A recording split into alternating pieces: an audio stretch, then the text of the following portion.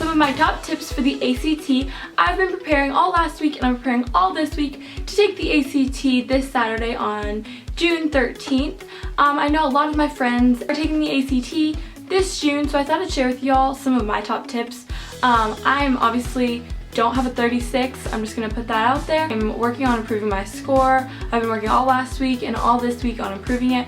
I'm not going to be sharing my score with you, but I am going to be giving you some tips. So if you want to listen to my tips, you can, and if you don't have to, but I just wanted to say that I won't be sharing my score with you today, but I will be giving you some great tips. I made this whole little list on my iPad of awesome tips for you all, and I'm just super excited to make this video. You take 4 tests, and then you could also take an optional writing test. You'll take English first, and then math, and then you'll have a short break, and then you'll take reading, and then science. And then after science, you have a short break, and then you go to writing, if you signed up for writing. First few tips for you all are just general tips, and then I'll go into specific tips for each section of the test. So my first tip is just to answer every single question. So if you have taken the SAT, you'll know that for wrong answers you get deducted, but that's not how the ACT works. You get points for correct answers, you don't get any points for wrong answers, but you also don't get points subtracted, you know what I mean? It's definitely in your benefit to guess, narrow it down, and use process of elimination if you're not sure, and then just take your best guess, because that's going to help you a lot more in the long run than just leaving it blank. Okay, my next tip are a few like kind of book recommendations. So this is my #1 recommendation for a preparation book. This is the Real ACT Prep Guide. I have the 3rd edition from the makers of the ACT, official ACT Test Prep Guide. The only guide to include 5 real ACT tests. So this book, I have some tabs on it, but this book has 5 practice tests in it. Best answer is J. Table 1 shows that blah blah blah. So it'll explain to you why that's the answer. If you were just like convinced it was like H or something, then, oh, and also by the way, if you didn't know, ACT goes like, on question 1 it'll be like A, B, C, D, and then question 2 it'll be like F, G, H, J. So they skip E. So just so you know that, I think that's nice to know. Shows you how they score things. So this is super helpful. I really recommend getting this book if you don't already have it. Get this like Amazon. I'll link it down below. The other book that I've found super helpful these past few days is this book, which is from Barnes & Noble, but I'd say again you can get it on Amazon, so I'll link it down below. It's called ACT 36 in Just 7 Steps. Perfect Score Student Reveals Strategy to Ace the Test. So she got a 36 tips on how to get a 36. So I don't agree with everything. I probably should because she got a 36, but I think sometimes you have to take all these tips with a grain of salt, because you could have like a different style than she does, you know what I mean? Like just like anything, like you have to find the strategy that works best for you, because there's a ton of different ones. And honestly, if you try to do, you know, the strategy from your friend and this strategy from your teacher and this strategy from this book, and like put them all together for one section, that's just gonna be a big mess, and it's just gonna wreck your score, honestly.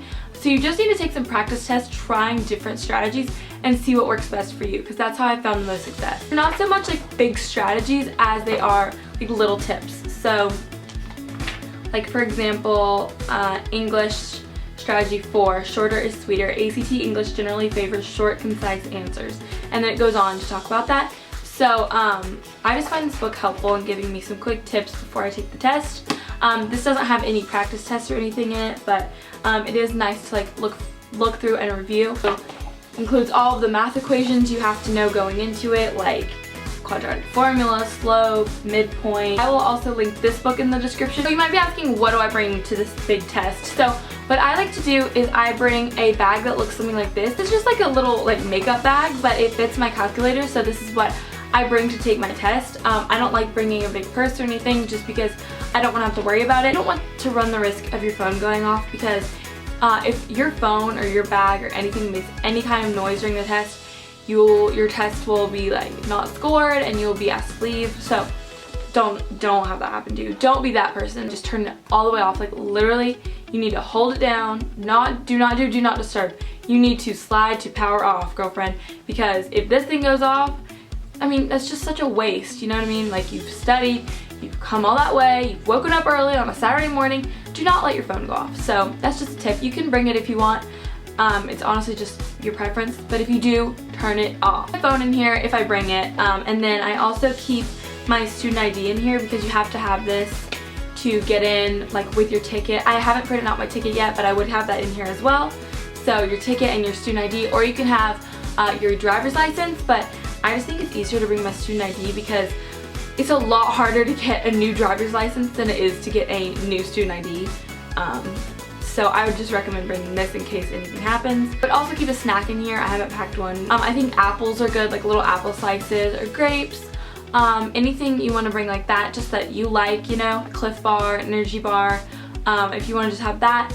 You definitely need to eat a snack during your break in between the first 2 sections and the last 2 sections, and you don't want to be sitting there during science and be like, oh, I'm so hungry. Next thing I keep in this little bag is my calculator. Make sure the calculator you bring is approved for ties in case something happens to one I have, or I forget to put my hair up. I'll have some if my hair's in my way. I also have the little chapstick, and I bring 4 pencils. I recommend 4. I think it's a good number. So I bring 4. My favorite is the Ticonderoga, but honestly bring whatever you want. And then the last thing I keep in here is just a really good eraser. That's what I bring in this little bag. I don't like to bring a purse, as I said, just because it's unnecessary and I don't want anything to happen to it. Also, I forgot to mention, definitely bring a water to keep your brain going and active, and also bring a watch to mark your time and make sure you are running on schedule.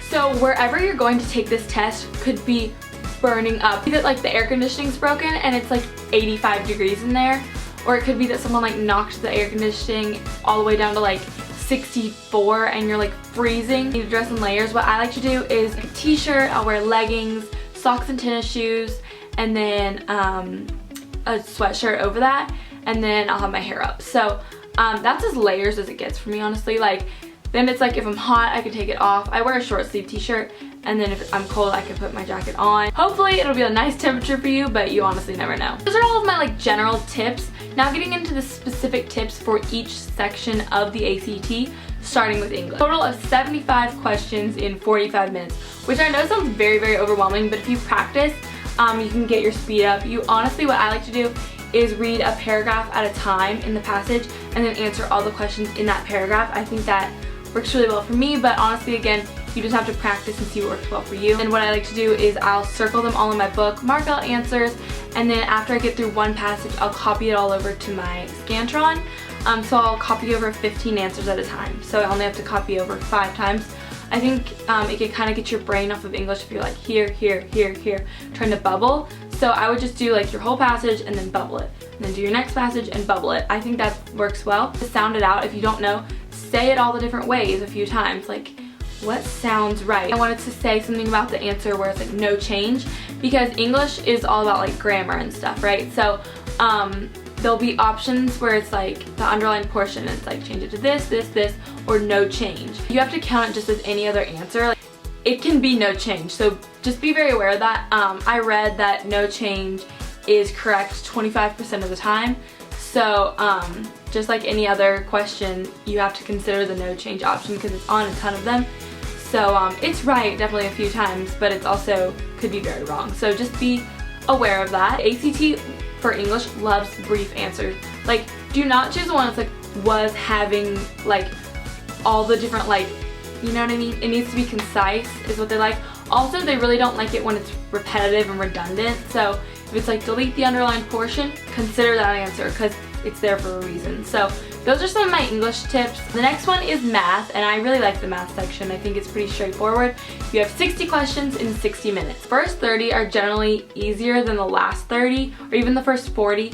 In my opinion, they get progressively harder, and I think a lot of people would agree with me on that. For the math section, you are allowed a calculator.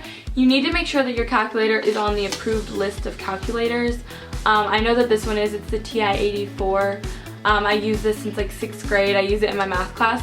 I recommend being very familiar with your calculator. You don't want to go get one of these and then not know how to work it. Like, how do I turn it on? Bring the calculator you usually use in math class. My next tip for the math section is to know your formulas. Most of them you probably know. It's like the Pythagorean theorem and like easy stuff like that, the distance formula, the midpoint, stuff that was learned like Algebra 1, Geometry, Algebra 2, so you should have learned it pretty recently.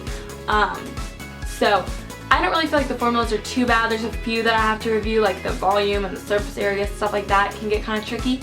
But in general, the formulas aren't too hard, but just make sure you know them, because you know, you don't want to just miss a question because you forgot to memorize the formula, because that's silly. Next tip for the math section is that in the directions it says, note, figures are not necessarily drawn to scale. I believe it says something like that. Okay, the figures are drawn to scale. They're just saying that to throw you off. If you have no idea how to solve a problem, but they give you a picture, like kind of take your finger, take your pencil, like kind of measure, and then logically just guess which one it looks like. I wouldn't do that for the easy ones that you know how to solve, but if you have no idea how to solve one, just like kind of measure it out. The next tip is to guess on the math, obviously, like I said before, but when you're guessing, start in the middle and then like fill it in if you can. And then if that's too high or too low, or if it's the answer, you've got it already. But if it's too high, you can like mark out all the ones above or below it, whichever. And then the last thing with math is, again, just practice, because practice makes perfect with this, you guys, I promise. Just the more you practice, the more you can get used to how long you have, the speed you go. Okay, next, talking about reading. I know reading is a struggle for a lot of people because you have to answer 40 questions about 4 different passages in 35 minutes. I know that it's hard for me to do that. I have trouble finishing usually because it's just not a lot of time, you know, for 4 passages. My tip for you is to go in the order that best suits you. So you don't have to go in order. You don't have to go passage 1, passage 2, passage 3, passage 4. You don't have to do that. I would try practicing at home in a few different like orders, figure out which passage you're usually best at. I like pairing 1 and 3 together and 2 and 4 together. Basically, passage 1 in the reading is prose fiction. So it's going to be some sort of fiction, some sort of story, like a grandmother or like a family or like something like that. And passage 2 is social science, so it's going to be like, I don't know, they're different a lot. Social science can be kind of anywhere. But it's a lot of factual based questions. Passage 3 is humanities, and then so it's back to like kind of being artsy literature. And then passage 4 is natural science. So it's just like, it talks about like trap jaw ants or like colonizing bees. Like it's really boring. I figured out the way that works for me is to go 3, 1, 2, 4. That's usually what I do. So I'll do humanities, then prose, then social science, then natural science. So I like to pair the arts and lit ones together and then pair the like factual based ones together. You probably take one and time yourself. See how long it takes you. If you're in like the 7 to 9 minutes, like you finish it within 7 to 9 minutes, I would recommend doing like 8 minutes per passage, and then on the last one doing 9 minutes. But if you're more like 10 minutes a passage to 11 minutes, I would do like 10 minutes, 10 minutes, 10 minutes, and then 5 minutes for the last one. If you're the kind of person that if you speed up, you're gonna get half of them wrong, it's not worth speeding up. If you get like, if you only miss 1 in the first 3 and then you miss like 3 in the last one, like that's a lot better than like missing half in all of them if you speed up and try to do it. So just whatever works for you, like go at a pace that's comfortable for you. Also, I wanted to say that passage number 3 is the humanities, and sometimes with that passage there'll be like passage A and passage B. I don't think that happens always, but I do think it happens quite a bit. So if you do have that happen to you, you should read passage A and then answer the passage A questions, read passage B and then answer the passage B questions, and then answer all the questions. I think that's more beneficial and it can help you get more answers right because it's more fresh in your mind than if you read like A and then B and then do the A questions and then do the B questions, you know? I think that's a lot more helpful if you read A, do the A questions, read B, do the B questions, and then do the questions on both. I think that's most of my tips for reading. You kind of just have to figure out what works for you. Moving on to science, I have 7 passages in 35 minutes, so that gives you 5 minutes a passage, which I think is pretty manageable. I mean, you just have to practice. When I first started practicing last summer for my ACT, it was taking me a lot longer than it is now, so I think just as you practice, you'll get faster. 3 passages that have 5 questions, 3 passages that have 6 questions, and 1 passage that has 7 questions. Just figure out, again, what order works for you. I think just going straight in order is the best for me because I can manage my time a lot better like that. Another tip that I have for the science is to go straight to the questions. I would not recommend reading the graphs and stuff, trying to interpret that before reading the questions. I do like to read the little tiny blurb at the top that kind of just explains the project or whatever they're doing. But then once I read that, I go straight to the questions.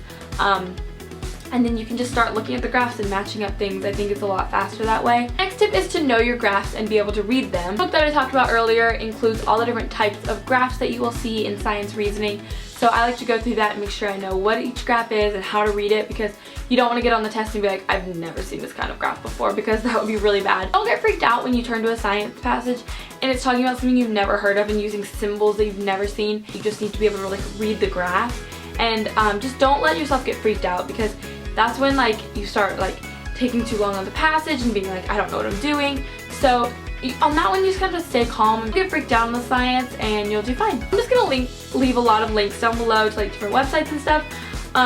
There's also a website that talks about the essay. That's a really good one. Talk a little bit about the essay. So the essay is set up literally the same basically for every ACT. Should students be required to take a public speaking class? Or should students be required to do community service? Should students be required to wear uniforms? Should schools start incorporating new technology like iPads?